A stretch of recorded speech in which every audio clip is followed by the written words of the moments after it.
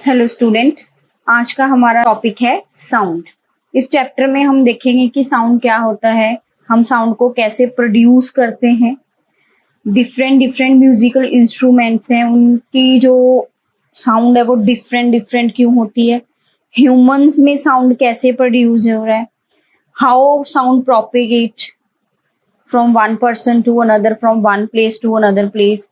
After that, how do we hear sound, noise pollution, everything regarding sound we will discuss in this chapter. So let's start with the sound definition. So what is sound? Student, sound is a form of energy. Sound is a form of energy which produced when air molecules vibrate. When air molecules vibrate, at that time sound waves are produced. That waves are called sound. So what is sound? Sound is a form of energy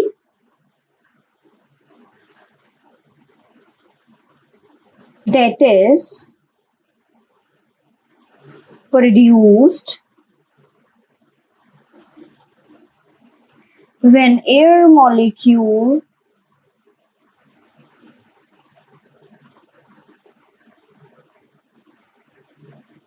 vibrate in a particular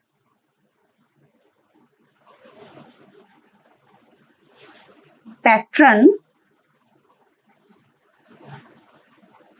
called waves.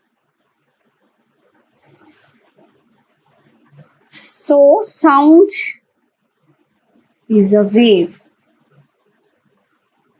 What is the mean of vibrations? What is the mean of this line? When air molecule vibrate. Students, जब हम किसी भी metallic surface को, mostly जो metallic surfaces होती हैं ये sonorous होती हैं, आपने 4th चैप्टर में भी पढ़ा metals and non metals में भी। हमारे पास जो metal है ये sonorous होती हैं। sonorous means metals जो हैं जब हम उनको डिस्टर्ब करते हैं मेटल की सरफेस को, तो उससे क्या होता है, वो साउंड प्रोड्यूस करती है। ऐसे क्यों होता है? जब भी कहीं पे भी वाइब्रेशंस होंगी वहां पे हमारे पास क्या होगा, साउंड प्रोड्यूस होगा। आपने याद रखना है, जहां पे भी वाइब्रेशंस होंगी वहां पे क्या प्रोड्यूस होगा, साउंड प्रोड्यूस होगा। साउंड को प्रोड्यूस करने के पीछे किसका हाथ है? वाइब्रेशंस का हाथ है। वाइब्रेशंस के वजह से साउंड प्रोड्यूस होता है। आओ देखिए कैसे। I want to show you with one simple activity. Suppose कर लो ये मेरे पास मेटेलिक सरफेस है, प्लेट है, आपके घर में भी है। तो सपोज कर लो मैं इस पे कुछ पार्टिकल्स रख रही हूँ। मैं आपको बताना चाहती हूँ भी जब हम किसी भी मेटेलिक सरफेस को डिस्टर्ब करते हैं वो मेटेलिक सरफेस वाइब्रेट करना शुरू कर देती है, वाइब्रेट करना शुरू कर देती है। तो जब वो वाइब्रेट करेगी तो उस टाइम पे क्या प्रोड्यूस होगा, साउंड प्रोड्यूस होगा। स्टूडेंट्स, वाइब्रेशंस किसी भी डायरेक्शन में हो सकती हैं। वाइब्रेशंस मैं आपको बताऊंगी पेज के ऊपर, पहले आप ये एक्टिविटी देख लो। मैं इस प्लेट को डिस्टर्ब करूंगी तो इसमें वाइब्रेशंस होंगी। वाइब्रेशन का मतलब इस प्लेट की जो सरफेस है ये मूवमेंट शो करेगी। जब ये मूव करेगी उस वजह से जो ये मैंने ऊपर इसके राइस हैं, आप मान के चलो ये पार्टिकल हैं, ये भी डिस्टर्ब होंगे। आप देखिए जैसे ही मैंने साउंड प्रोड्यूस किया, यहाँ पे इस साउंड प्रोड्यूस करने से हमारे पास डिस्टर्बेंस क्रिएट हो रही है पार्टिकल्स में। पार्टिकल्स ऊपर नीचे जंप करेंगे। आप अगर आप जोर से इस प्लेट को बीट करोगे तो हमारे पास क्या होगा, जो पार्टिकल्स हैं वो जोर से ऊपर नीचे वाइब्रेट करेंगे। तो ये मैंने आपको क्यों बताया? सपोज कर लो जो मैंने अभी एक्टिविटी बताई है, मैंने एक प्लेट ली, उस पे मैंने कुछ पार्टिकल्स ऐसे रखे। जैसे ही आप इस प्लेट की सरफेस को डिस्टर्ब करोगे पार्टिकल ऊपर नीचे होने शुरू हो जाते हैं, जिससे हमें ये पता लगता है कि सरफेस ऊपर नीचे हो रही है। सरफेस जो प्लेट की सरफेस है वो भी ऊपर नीचे हो रही है, जिस वजह से पार्टिकल भी ऊपर नीचे हो रहे हैं ना। तो जब भी हम किसी भी सरफेस में वाइब्रेशंस क्रिएट करते हैं उस टाइम पे क्या प्रोड्यूस होता है, साउंड प्रोड्यूस होता है। सेम जैसे कि ड्रम में आप ड्रम को बीट करते हो, साउंड प्रोड्यूस होता है। ड्रम की जो प्लेट लगी होती है वो वाइब्रेट करती है उस टाइम पे। हमें प्लेट्स में वाइब्रेशन नजर नहीं आती, प्लेट्स में वाइब्रेशन नजर नहीं आती क्योंकि बहुत ज्यादा मतलब मिन्यूट हम कह सकते हैं, छोटी होती हैं वाइब्रेशंस, जिनको हम इन आंखों से देख नहीं पाएंगे। तभी तो मैंने इन राइस की हेल्प से आपको बताया है। राइस ऊपर नीचे हुए जो हमें ये बता रहे हैं कि प्लेट की सरफेस ऊपर नीचे हो रही है, तो इसी को तो हम वाइब्रेशंस कहते हैं। तो वाइब्रेशन किसी भी डायरेक्शन में हो सकती है। डायरेक्शन ऑफ वाइब्रेशंस देखो क्या है बच्चे, डायरेक्शन ऑफ वाइब्रेशंस हमारे पास वाइब्रेशंस टू एंड फ्रो भी हो सकती है direction, and back and fourth भी हो सकती है इसकी डायरेक्ट, टू एंड फ्रो, ऊपर नीचे लाइक दिस। ऐसे ऐसे हमारे पास क्या है, वाइब्रेशंस हो सकती हैं, फोर्थ एंड बैक, आगे पीछे लाइक दिस। इस डायरेक्शन में भी जैसे कि इधर आगे पीछे हम किसी चीज को करें, वो भी क्या है, वाइब्रेशंस किसी भी डायरेक्शन में हो सकती हैं, to and fro, back and forth. उस टाइम पे क्या प्रोड्यूस होगा, साउंड प्रोड्यूस होगा। हमारे पास डिफरेंट इंस्ट्रूमेंट हैं। कुछ इंस्ट्रूमेंट है जिसमें हम एयर की हेल्प से साउंड प्रोड्यूस करते हैं, जैसे फ्लूट। जब हम फ्लूट को बजाना शुरू करते हैं उस टाइम पे जो एयर है वो वाइब्रेट करना शुरू कर देती है। हम अपने माउथ की हेल्प से एयर को वाइब्रेट करते हैं, जिस वजह से साउंड प्रोड्यूस होती है। कुछ इंस्ट्रूमेंट हैं जो उसमें स्ट्रिंग्स लगी होती हैं, तार डली होती है, जैसे गिटार हो गया, सितार हो गया, आपने देखा है। ये सभी जो इंस्ट्रूमेंट है जब इनकी स्ट्रिंग को हम डिस्टर्ब करते हैं उस टाइम पे क्या प्रोड्यूस होता है, साउंड प्रोड्यूस होता है। तो हमारे पास सरफेस को डिस्टर्ब करने से, स्ट्रिंग को डिस्टर्ब करने से, एयर में वाइब्रेशन क्रिएट करने से क्या प्रोड्यूस होता है, साउंड। हम डिफरेंट वे से साउंड प्रोड्यूस कर सकते हैं। स्ट्रिंग में वाइब्रेशंस करने से, जैसे कि गिटार है। उसके बाद एयर की वाइब्रेशन से, जैसे कि हमारे पास फ्लूट। किसी सरफेस पे वाइब्रेशन क्रिएट करने से, जैसे ड्रम। तो डिफरेंट वाइब्रेशन से हमारे पास बेसिकली इन सब में वाइब्रेशंस हैं। वाइब्रेशन से ही क्या प्रोड्यूस हो रही है, हमारे पास साउंड प्रोड्यूस हो रही है। जहां पे भी साउंड होगा वहां पे वाइब्रेशन होगी। ये बात आप अपने माइंड में फिट कर लीजिए। अब उसके बाद है स्टूडेंट हमारे पास हाउ प्रोपेगेशन ऑफ साउंड। उसके बाद है स्टूडेंट हमारे पास प्रोपेगेशन ऑफ साउंड। साउंड को प्रोपेगेशन का यहाँ पे क्या मतलब है, प्रोपेगेशन का मतलब है आगे जाना। यहाँ पे मैं एक बहुत इंटरेस्टिंग फैक्ट आपको बताने जा रही हूँ स्टूडेंट। मून के बारे में आप सभी को पता है। मून जो है वहां पे एक वैक्यूम कंडीशन होती है। वैक्यूम का क्या मीन है, वैक्यूम मीन्स वहां पे कोई एयर नहीं है मून के ऊपर, जिस वजह से हम वहां पे साउंड को सुन नहीं सकते, can not hear any sound on moon due to vacuum condition. लेकिन हमारी अर्थ पे हम इजीली हियर करते हैं साउंड्स को। क्यों? क्योंकि हमारे अर्थ के ऊपर एयर है। एयर जो है वो साउंड को आगे लेके जाने में क्या करती है, हेल्प करती है। आपको पता है एयर जो है, air is a mixture of gases. Air भी क्या है, कुछ मॉलिक्यूल से बनी है, कुछ पार्टिकल हैं एयर के बीच में, जैसे कि डस्ट पार्टिकल्स भी होते हैं, गैसेस पार्टिकल हैं। सपोज कर लो यहाँ पे कोई है जिसने आवाज लगाई है,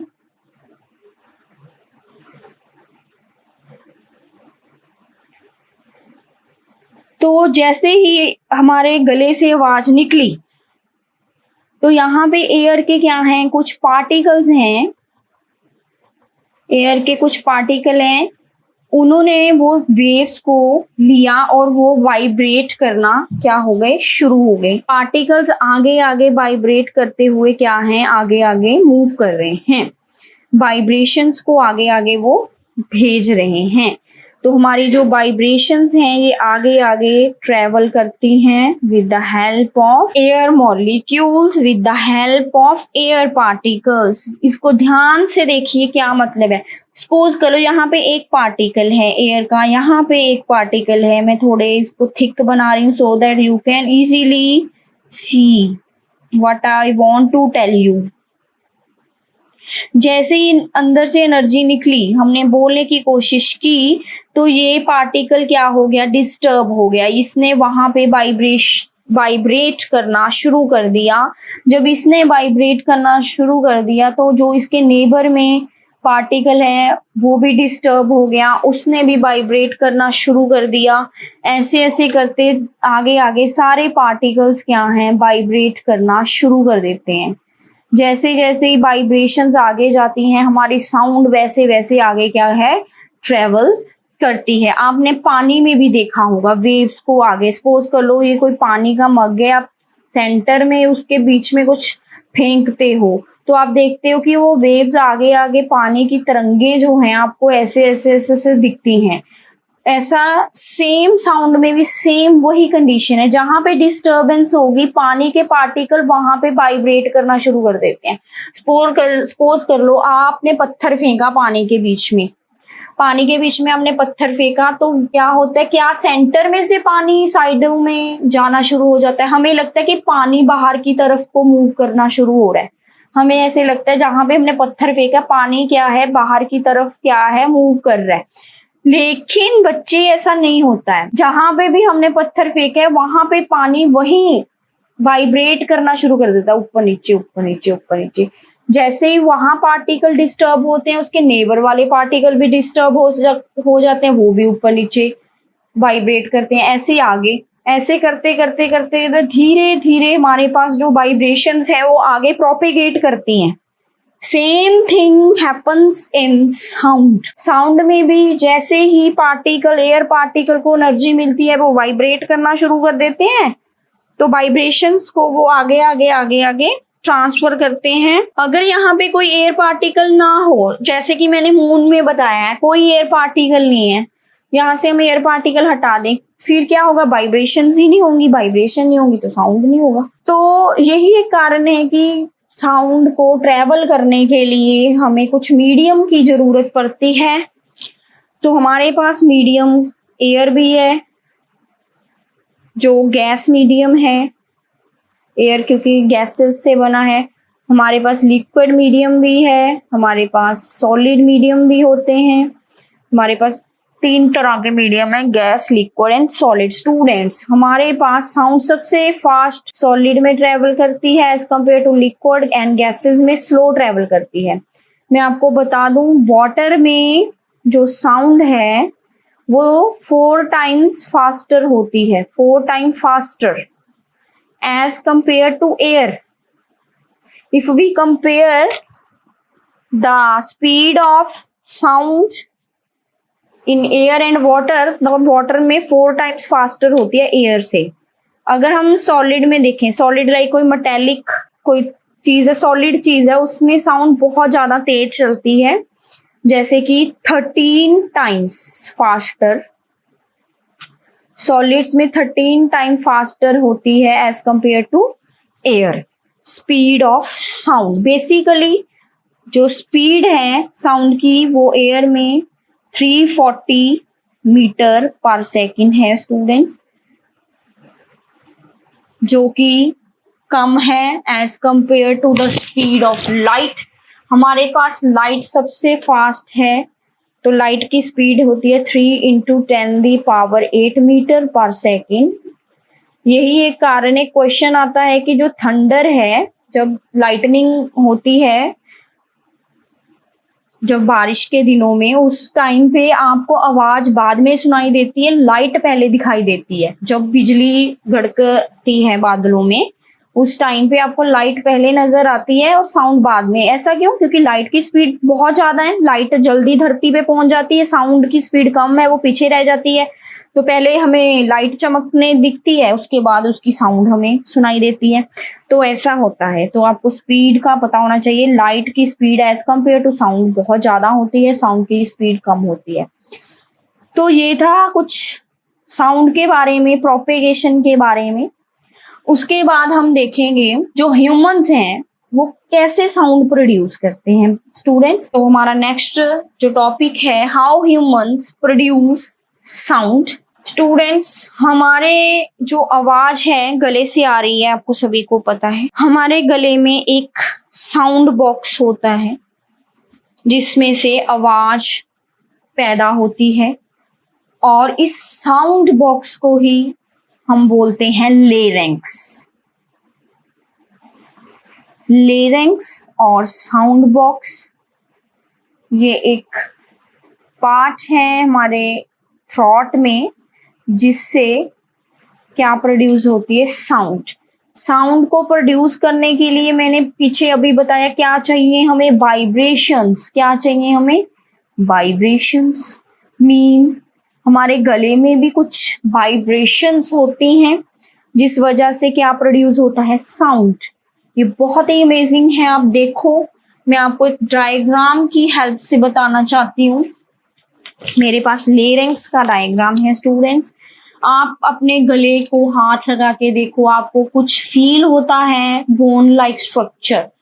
तो स्टूडेंट्स, आपके गले में 2 पाइप्स होती हैं। एक विंड पाइप है जिसमें से आपकी ऑक्सीजन और कार्बन डाइऑक्साइड जो है उसकी एक्सचेंज होती है, अंदर बाहर जाती है।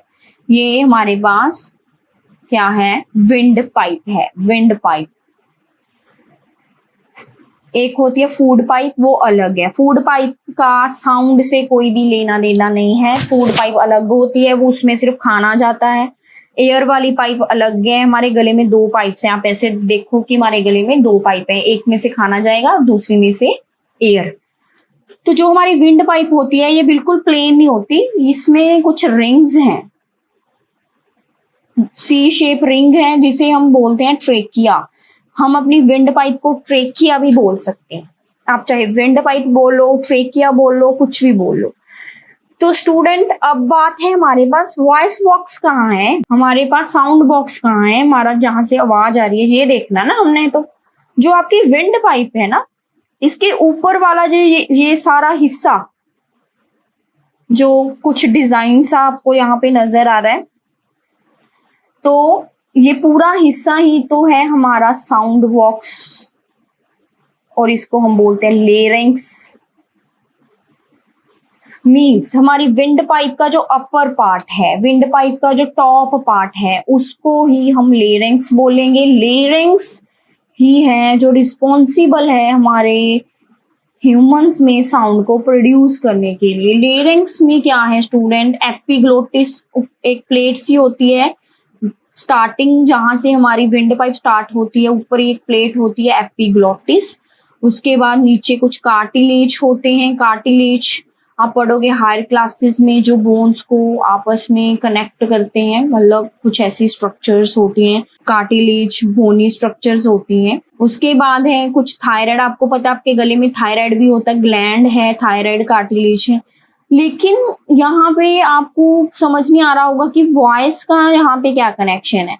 स्टूडेंट्स, अगर हम इसी विंड पाइप को ऊपर से देखूं, मैं सपोज कर लो ये आपकी विंड पाइप है, इसमें से एयर जा रही है, ये पूरी पाइप है आपके गले में ना, पूरी एक सिंपल पाइप है, गोल मैंने बनाई है पेपर की हेल्प से, तो कि आपको अच्छे से समझ आ जाए। ये हमारी पूरी पाइप है, इसमें से क्या है, एयर अंदर जाती है, एयर अंदर जा रही है, आपको समझ आ गया, अभी अंदर एयर जा रही है। ये पूरी पाइप है जिसको हम बोलते हैं विंड पाइप। तो यहाँ पे कहाँ पे है मेरा साउंड वाला सिस्टम? तो आपको मैं बता दूं, अगर मैं ऊपर से देखूं अपनी विंड पाइप को, तो आपको ये 2 प्लेट्स नजर आ रही हैं यहाँ पे ग्रीन इन कलर।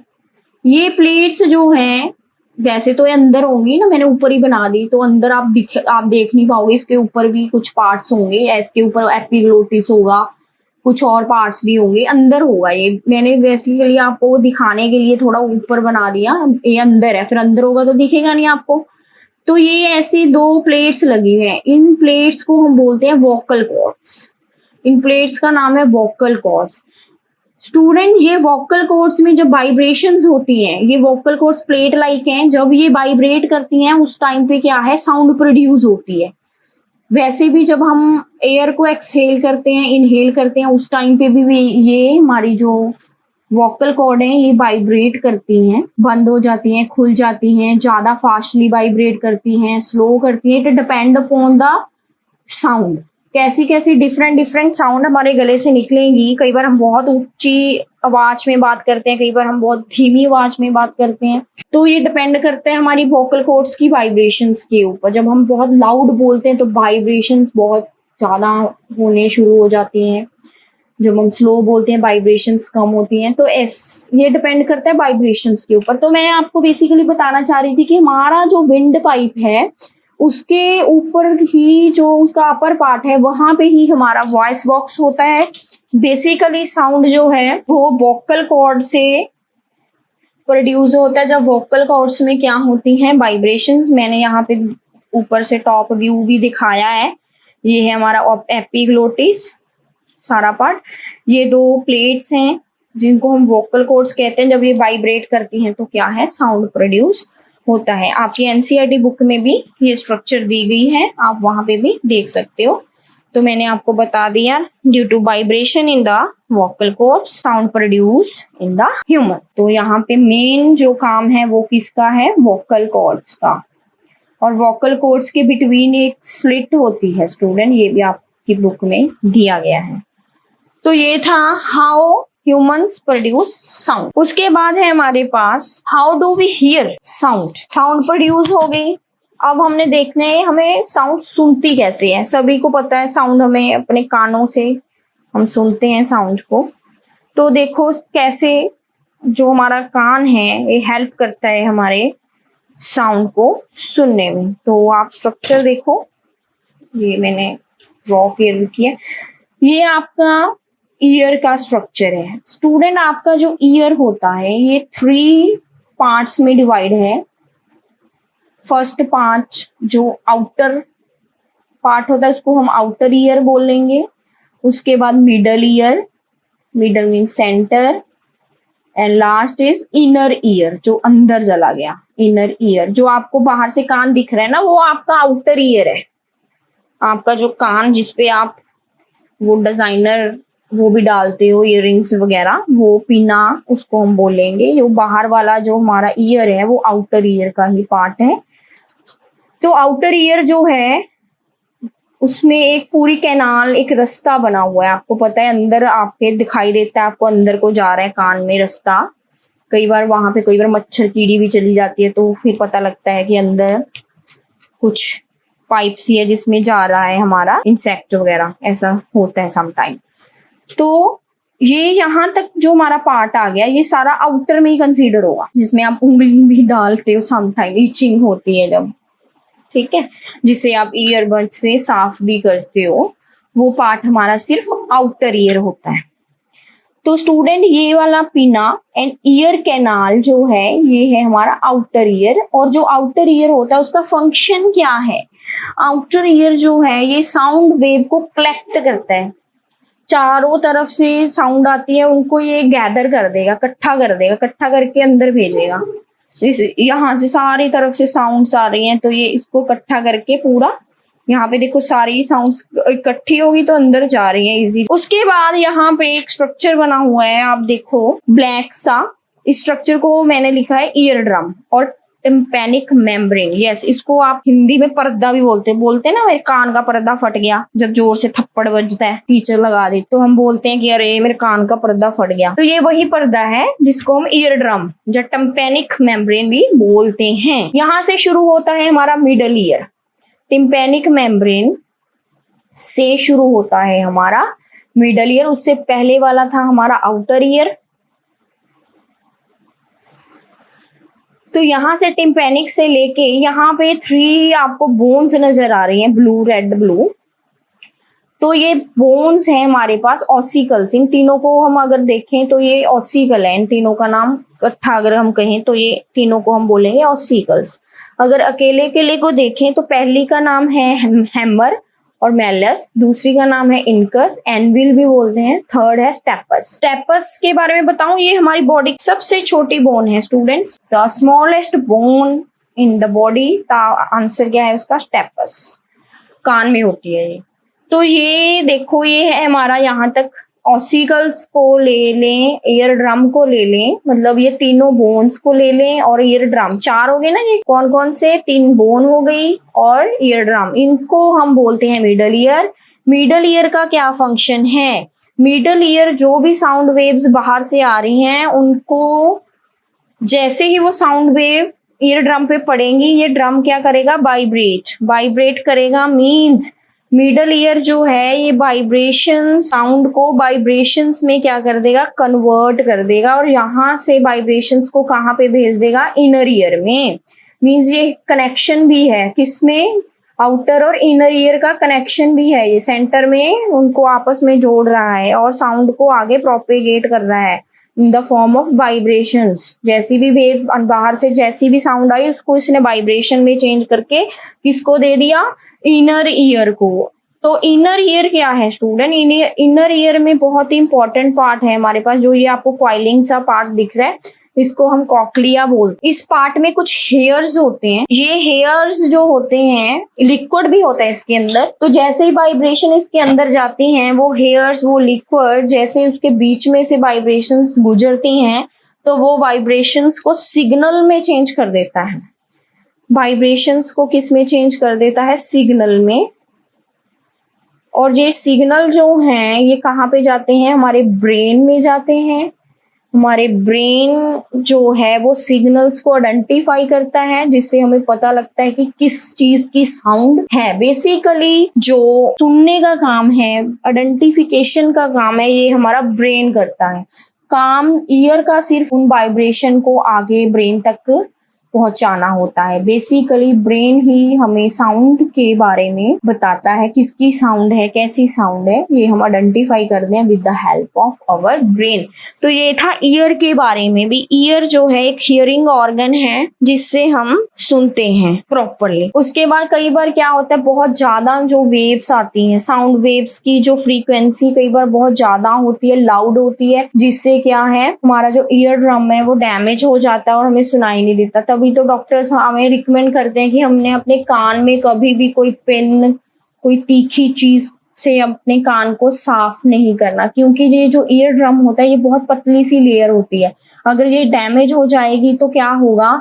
ये वाइब्रेशंस प्रोड्यूस नहीं कर पाएगी। जब तक वाइब्रेशंस नहीं प्रोड्यूस होंगे तो साउंड नहीं प्रोड्यूस होगा, तो हमें सुनेगा नहीं। तो इसका बहुत इंपॉर्टेंट रोल है। तभी रिकमेंड किया जाता है डॉक्टर के, एवरी पर्सन रिकमेंड यू भी, हमने कोई भी शार्प चीज से हमारा जो कान है वो साफ नहीं करना। तो ये था स्टूडेंट आपके ईयर के बारे में। आपकी स्ट्रक्चर ईयर की आपकी बुक में भी दी गई है, आप वहां पे भी देख सकते हो। के बाद है हमारे पास साउंड से रिलेटेड कुछ इंपॉर्टेंट टर्म्स। के बाद हमारे पास है साउंड से रिलेटेड कुछ important terms like frequency, time period,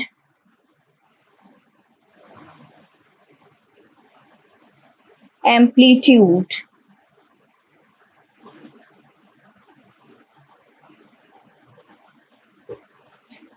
हाँ जी, सबसे पहले हम डिस्कस करेंगे फ्रीक्वेंसी को। स्टूडेंट्स, मैंने आपको स्टार्टिंग में ही बताया है कि हमारे पास जो साउंड है ये ट्रेवल करती है आगे ऐसे वाइब्रेशंस से। तो इस वाइब्रेशंस को हम बोलते हैं ऑसिलेशंस। इनको हम क्या बोलते हैं? ऑसिलेशंस भी बोला जाता है। आपने कंफ्यूज नहीं होना भी, ऑसिलेशन क्या है, बुक में दिया गया है आपके। ऑसिलेशन और वाइब्रेशन का मतलब सेम है, और वाइब्रेशंस। तो स्टूडेंट्स, यहाँ से लेके यहाँ से मेरी ऑसिलेशन स्टार्ट हो रही है, वाइब्रेशन यहाँ से शुरू हो रही है, ये नीचे गई, यहाँ पे आके ये कंप्लीट हो गई, ये मेरी एक ऑसिलेशन हो गई। फिर दूसरी यहाँ से शुरू हुई, ये मेरी दो ऑसिलेशन हो गई। यहाँ पे 3 हो गई, ये अभी इनकम्प्लीट है, अभी पूरी नहीं हुई। तो ये है ऑसिलेशंस मीन्स वाइब्रेशंस। तो अब हम देखेंगे कि फ्रीक्वेंसी क्या है, टाइम पीरियड क्या है एंड एम्पलीट्यूड क्या है। तो स्टूडेंट देखिए, फ्रीक्वेंसी होता है हमारे पास नंबर ऑफ ऑसिलेशंस। सपोज कर लो मेरे पास ये 3 ऑसिलेशंस है, 1 सेकंड है, टाइम मैंने देखा 1 सेकंड, 1 सेकंड में मेरे पास 3 ऑसिलेशंस कंप्लीट हो गए। 1 सेकंड में कितनी ऑसिलेशन कंप्लीट हो गई? 3। अगर मैं कोई और वेव देखूं, सारी साउंड को डिफरेंट फ्रीक्वेंसी होती है, अगर मैं देखूं तो मेरे पास टाइम 1 सेकंड ही है और अब मैं ऑसिलेशंस देख रही हूँ। 1, यहाँ तक 1 हो गई, 2, 3, 4, 5 एंड 6। और यहाँ पे मैंने देखा कि 1 सेकंड में 6 ऑसिलेशंस हो गई, मीन 6 वाइब्रेशंस हो गई। यहाँ पे 1 सेकंड में 3 वाइब्रेशंस थी। तो यही तो होता है फ्रीक्वेंसी। फ्रीक्वेंसी होता है नंबर ऑफ ऑसिलेशन टेक्स पर सेकंड। तो फ्रीक्वेंसी को मैं क्या से लिख सकती हूँ? फ्रीक्वेंसी की definition, number of oscillations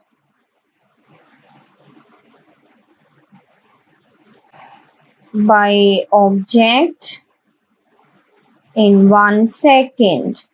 1 second में किसी ऑब्जेक्ट ने कितनी ऑसिलेशंस ली हैं, वो उसकी क्या है? फ्रीक्वेंसी।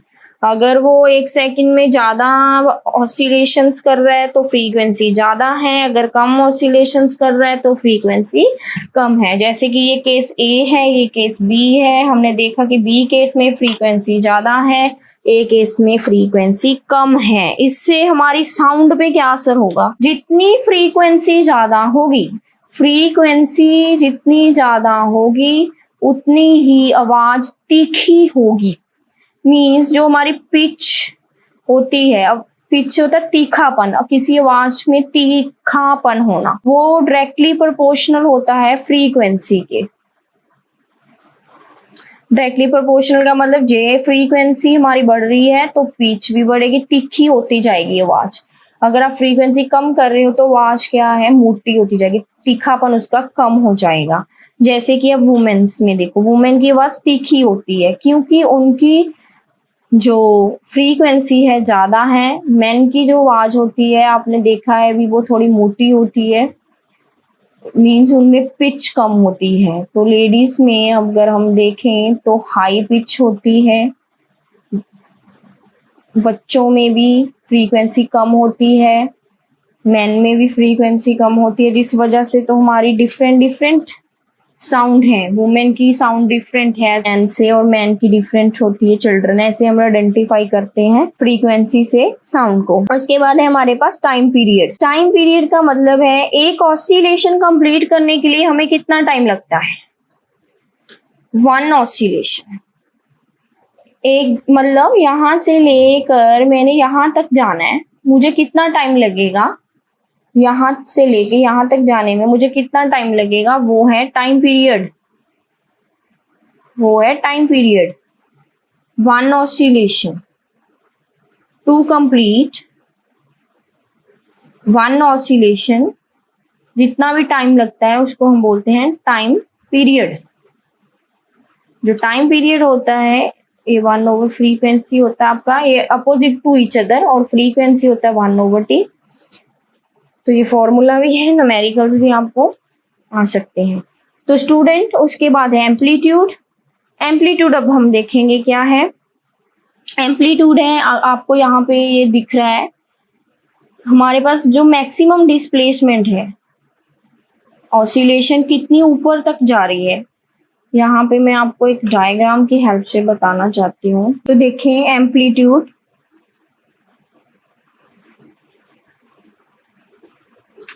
सपोज कर लो स्टूडेंट्स ये ऑसिलेशंस हैं, एक मैंने ये ऑसिलेशन बनाई है, एक मैंने ये ऑसिलेशन बनाई है। आप देखो कि यहाँ पे जो हमारे पास ऑसिलेशन है, इसकी जो पीक पॉइंट है ये बहुत हाई है। यहाँ पे अगर हम देखें वाइब्रेशन का पीक पॉइंट बहुत लो है। यही तो है एम्पलीट्यूड। हमारे पास कोई भी जो वाइब्रेशन है उसकी जो मैक्सिमम डिस्प्लेसमेंट है, मैक्सिमम डिस्प्लेसमेंट उसने कितना रास्ता मैक्सिमम हाइट पे ट्रेवल किया है, ये मैक्सिमम उसकी यहाँ पे डिस्प्लेसमेंट है ना सबसे ज्यादा, तो यहाँ पे ऊपर तक जा रही है, मैक्सिमम डिस्प्लेसमेंट हो गई है उसकी। डिस्प्लेसमेंट को हम सिंपल उसमें बोलेंगे डिस्टेंस। मैक्सिमम डिस्टेंस जो हमारी वाइब्रेशन का होता है उसे हम क्या बोलते हैं, एम्पलीट्यूड। तो एम्पलीट्यूड का जो साउंड पे क्या इफेक्ट पड़े, तो जो लाउडनेस होती है, लाउडनेस जो है डायरेक्टली प्रोपोर्शनल टू एम्पलीट्यूड है। मीन जैसे जैसे एम्पलीट्यूड बढ़ेगा मतलब जैसे जैसे ये ज्यादा ऊपर तक वाइब्रेशन जाएगी, जैसे कि मैंने इसको बहुत ऊपर तक भेज दिया। आप एम्पलीफायर भी सुनते हो, एम्पलीफायर का यही मतलब होता है लाउड कर देना, आवाज को ऊंचा कर देना ताकि वो दूर तक सुने, तो लाउडनेस ज्यादा हो जाएगी। जितना ज्यादा एम्पलीट्यूड आप इंक्रीज करोगे साउंड का, उतनी ज्यादा वो लाउड होती जाएगी। अगर आप एम्पलीट्यूड को लो कर दोगे तो लाउडनेस भी क्या हो जाएगी, लो हो जाएगी। तो ये इफेक्ट है लाउडनेस का एम्पलीट्यूड से। तो स्टूडेंट आप कंफ्यूज नहीं होगे, पिच और जो लाउडनेस है ये दो डिफरेंट है। पिच का मतलब है साउंड का तीखा होना, लाउडनेस का मतलब है साउंड का बहुत ज्यादा ऊंची होना जो दूर तक सुने, उसको हम लाउड बोलते हैं। तीखी आवाज और एक ऊंची आवाज का डिफरेंस शायद आपको यहाँ पे समझ आ रहा है मैं क्या कहना चाह रही हूँ। तो ये थी हमारे पास amplitude, frequency and time period. तो उसके बाद स्टूडेंट्स जो हमारे पास एम्पलीट्यूड है इसे हम डेसिबल, इसके यूनिट जो है डेसिबल है, इसे हम डेसिबल में मेजर करते हैं। जो हमारा ईयर होता है मैक्सिमम वो 85 डेसिबल की लाउडनेस को सहन कर सकता है। अगर साउंड 85 डेसिबल से ज्यादा हो जाए, उससे जो हमारा ईयर है उसकी जो फंक्शनिंग है उसमें कुछ डिस्टरबेंस आ सकती है, इम्पेयरमेंट हो सकती है, आपकी जो सुनने की शक्ति है वो आपको पता होना चाहिए। एक है हमारे पास फ्रीक्वेंसी जो हमने अभी डिस्कस की है। फ्रीक्वेंसी जो है इसको हम हर्ट्स में कैलकुलेट करते हैं। एसआई यूनिट क्या है फ्रीक्वेंसी की, हर्ट्स। एम्पलीट्यूड की है डेसिबल। तो हर्ट्स का सपोज कर लो 1 हर्ट्स हमारे पास फ्रीक्वेंसी है। इसका क्या मतलब है, अभी 1 सेकंड में कितनी वाइब्रेशंस हैं, एक ऑसिलेशन या वाइब्रेशन है। अगर 20 हर्ट्स की फ्रीक्वेंसी है उसका क्या मतलब हो गया, 1 सेकंड में कितनी ऑसिलेशंस है, 20 ऑसिलेशंस है। तो हम फ्रीक्वेंसी को हर्ट्स में कैलकुलेट करते हैं एंड एम्पलीट्यूड को डेसिबल में। तो उसके बाद हम कितनी फ्रीक्वेंसी को सुन सकते हैं, हमारे पास 2 टाइप की साउंड है। एक होती है ऑडिबल, दूसरी है इनऑडिबल।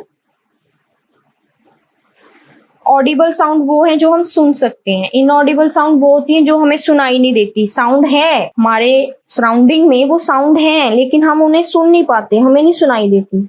तो ऐसी कौन सी साउंड्स हैं, कितनी फ्रीक्वेंसी की, तो हमारा जो ईयर है जो वो सिर्फ 20 हर्ट्ज से लेकर 20,000 हर्ट्ज की फ्रीक्वेंसी वाली साउंड को इजीली सुन सकता है। तो इस वाली साउंड को हम बोलते हैं ऑडिबल साउंड्स। जो साउंड बिलो 20 हर्ट्ज है, बिलो 20 हर्ट्ज मीन्स नीचे है, जिनकी फ्रीक्वेंसी कम है 20 हर्ट्ज से, उसको हम बोलते हैं इंफ्रासोनिक।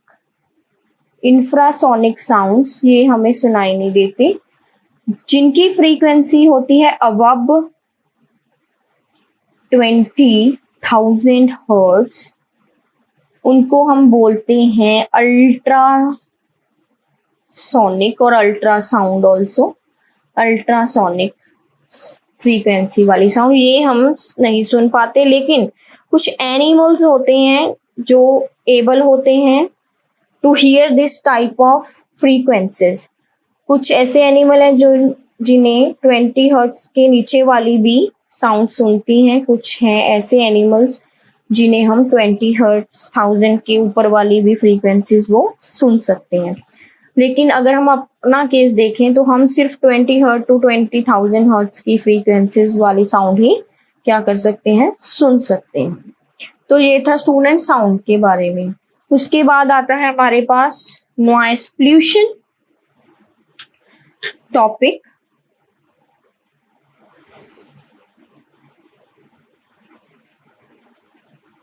ये हम डिस्कस करेंगे हमारी नेक्स्ट वीडियो में।